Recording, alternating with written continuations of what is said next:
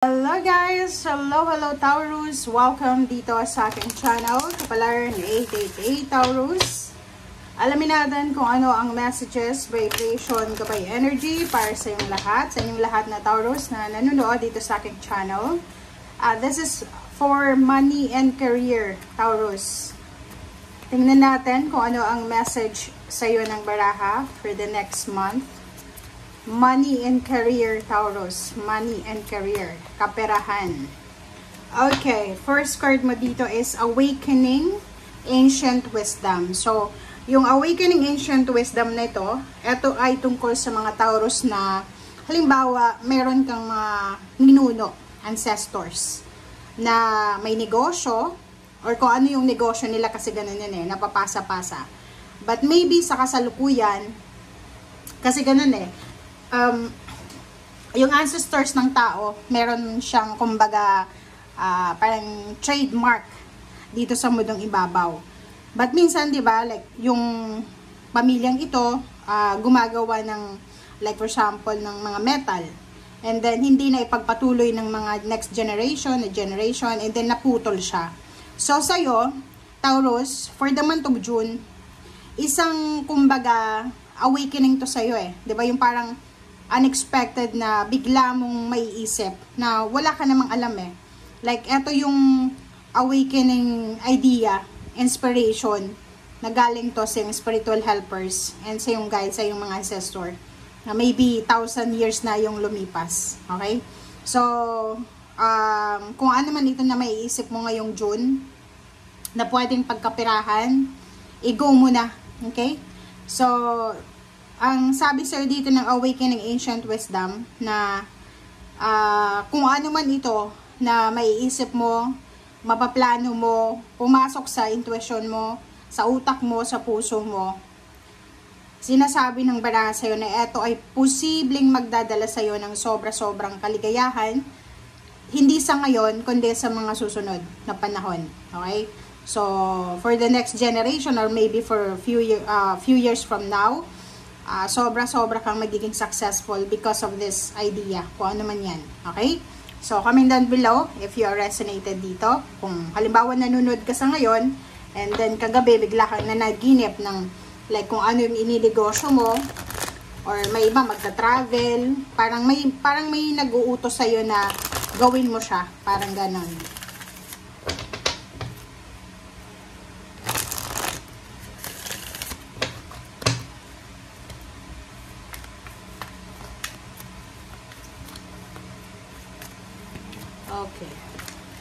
Okay, 2 cards. Triumphant, Success, and Destiny. Diba? Congratulations sa'yo. Kasi, yan yung talagang sinasabi ng baraha na kung talagang para sa'yo, para sa'yo. But, this time, sinasabi ng baraha sa'yo, Taurus, na ano man itong hinihintay mo, ano man itong ginagawa mo, sacrifices, ano man na, like ganon, sakripisyo, mga ginagawa mong mga bagay-bagay, plano, yung iba nag-aaral, estudyante, college student, yung iba nagmamasteral, doctoral, yung iba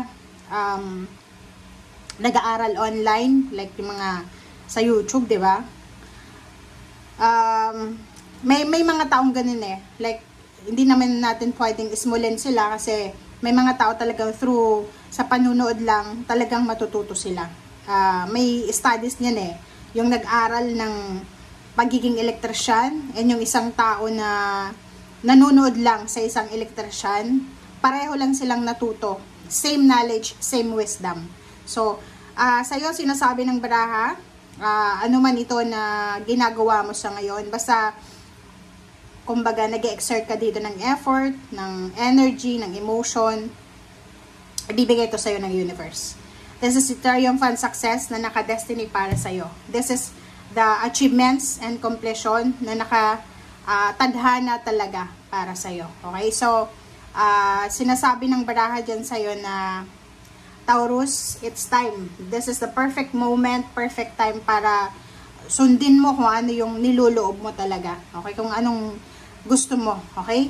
Ito yung perfect moment Huwag mo nang patagalin pa kasi ikaw marami kang mga tinitake for granted na mga pagkakataon Just because sometimes you're afraid or kamsa. Yung iba sa inyo dyan, kailangan gawin nyo na as soon as possible.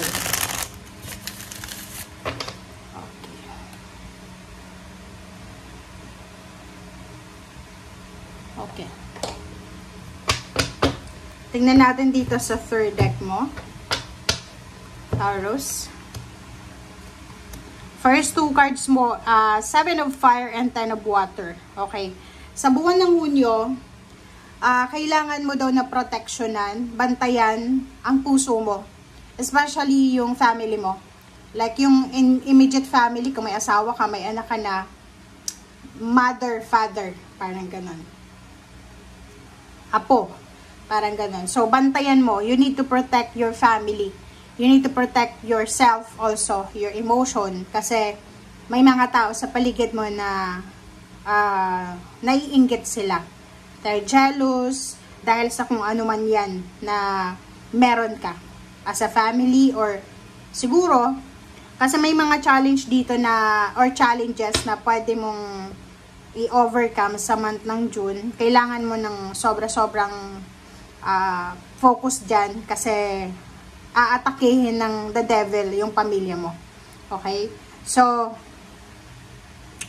you will receive judgment from your family. So, may mga unexpected or maybe expected na pag-aaway sa pamilya because of jealousy. Kasi, comment on below if you resonated, Taurus. Pag lumalabas itong 7 of Fire, automatic yan, may mga taong naiinggit sa'yo. May mga taong gustong gibain ka. Gustong gibain yung foundation mo. Ang foundation mo is family, love. They are your blessings. Yung peace and harmony sa family. But, kailangan mong protectionan yan. Okay? As much as possible, protectionan mo yan. Kasi, napaka-importante ang pamilya mo. Okay, 6 of Earth. Oh, diba? Justice. So, this is karma. Ihanda mo ang sarili mo, Taurus. Ihanda mo ang sarili mo kasi, okay, i-take note mo to na zodiac sign na sasabihin ko sa'yo, Taurus, ha. Mag-iingat ka sa fire sign na Leo. Mag-iingat ka sa fire sign na Aries. And yung iba, hindi naman masyado yung Sagittarius na aatakihin ka. Yung nakikita ko sa'yo dito, mag-iingat ka sa fire sign, sa Virgo, okay? And other zodiac signs na pwedeng atakihin ka because of jealousy. So, kung makikita mo dito, mayroong 6 of Earth. Ang 6 of Earth, it's the manifestation of financial balance. Kumbaga, dahil sa sipag mo, dahil sa tiyaga mo, makukuha mo talagang balansehin yung pera mo. But the problem is, meron dito sa paligid mo talaga na sobrang naiinggit sa'yo. So, yung number 11 dito, strength siya. Sinasabi na normally talaga or usual yung mga earth signs na Taurus sa between Taurus, Capricorn and Virgo, yung Taurus yung medyo mahina yung emotion niya in terms of ganyan, mga away, gulo, basta nile-let go niya na lang. But now, you need to protect yourself. Hindi mo dapat i-let go yan, dapat proteksyonan mo yung sarili mo. Ipaglaban mo ang karapatan mo, ipaglaban mo ang right mo. Okay? Nakikita mo dito, maraming, kumbaga, blessings sa parating sa'yo. It's a windfall of success and money. And manifestation of dreams na pwedeng magdala sa'yo ng financial strength and emotional strength. Merong karmic balance dito. Kumbaga, bibigyan ka ng good karma ng universe is because masipag ka, mabuti kang tao, magaling kang makisama. And sinasabi ng barahan na kung ano man ang mangyari sa ngayon, sa Hunyo, meaning that's your karma. Okay? If it's good, meaning good karma yung sinend-out mo. If it's bad, maybe it's your karma or maybe it's the karma ng ibang tao na nasa paligid mo pero naka-attach ka sa kanila. Okay? 9 of Fire and then release. Diba? So, kung pagod ka na, okay, Taurus, breathe.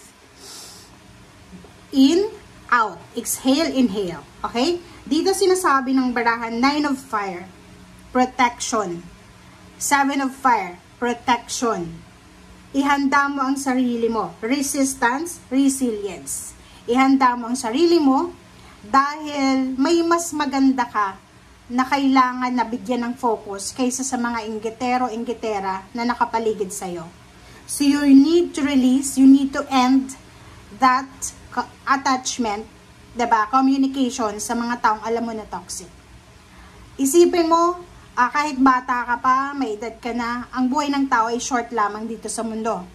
If nakafocus ka para dyan sa mga tao, mag-people please ka sa mga tao na mauubos yung oras mo sa pag-people please, tapos napansin mo matanda ka na, mag-isa ka na. Diba? So, dito sa barahan mo, sinasabi na alisin natin yung mga tao, sitwasyon, pagkakataon, energy na alam mong nakaka-toxic na sa'yo.